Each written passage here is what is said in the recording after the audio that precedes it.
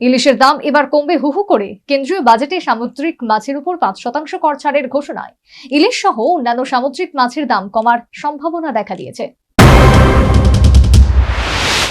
এবার ইলিশের দাম কমবে হু হু করে।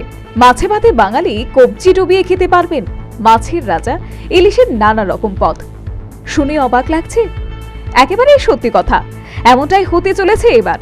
কেন্দ্রীয় অর্থমন্ত্রী নির্মলা সীতারামন কেন্দ্রীয় বাজেটে সামুদ্রিক মাছের উপর 5% কর ছাড় ঘোষণা করেছে। এর ফলে ইলিশ সহ অন্যান্য সামুদ্রিক মাছের দাম কমার সম্ভাবনা দেখা দিয়েছে। বর্তমানে ইলিশের মৌসুম চলছে এবং বাজারে ইলিশের আমদানি শুরু হয়েছে। কর হ্রাসের ফলে মাছের দাম কমবে বলে আশা প্রকাশ করছেন অনেকেই। এই সিদ্ধান্ত সাধারণ মানুষের জন্য সুখবর, কারণ এর ফলে তাদের খাদ্য তালিকায় পুষ্টিকর সামুদ্রিক মাছ আরও সহজলভ্য হতে চলেছে আগামী দিনে।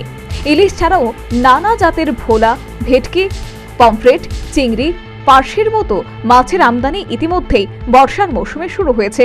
ইলিশের আমদানিও শুরু হয়েছে বাজারগুলিতে। দামও কিছুটা নাগালের মধ্যে। 500 গ্রাম ওজনের ইলিশ 600 থেকে 700 টাকা কিলো দরে বিক্রি হচ্ছে এখন। মাছের দাম কেমন? ইলিশ কিনতে পারছেন? আপনি এখানকার পর্যটক না স্থানীয় বাসিন্দা? আচ্ছা, তো মাছের দাম আরো কমবে বলে মনে করছেন?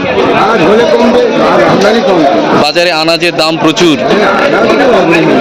সেখানে মাছের দাম কি বেড়েছে বলে মনে করছেন?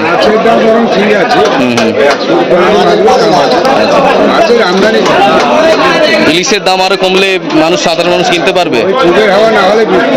কেমন সাইজের দাম কত? হ্যাঁ, এখন বাজারে মানে কেমন ইলিশ উঠছে সমুদ্রে এখন?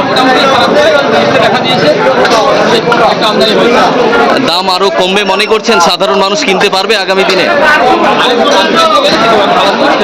বৃষ্টি বাড়লে পমফ্লেটের দাম কেমন চলছে কি?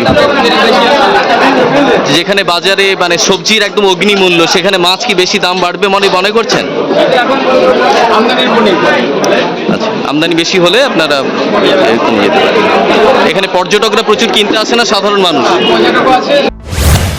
কেন্দ্রীয় অর্থমন্ত্রী নির্মলা সীতারামন কেন্দ্রীয় বাজেটে সামুদ্রিক মাছের উপর 5% কর ছাড় ঘোষণা করেছেন। এর ফলে ইলিশ সহ অন্যান্য সামুদ্রিক মাছের পাইকারি দাম বিভিন্ন মাছের আড়তে কমতে শুরু করেছে। এই খবরে খুশি পাইকারি ব্যবসায়ী থেকে ক্রেতা। বর্তমানে ইলিশের মৌসুম চলছে এবং বাজারে ইলিশের আমদানি শুরু হয়েছে যথেষ্ট পরিমাণে।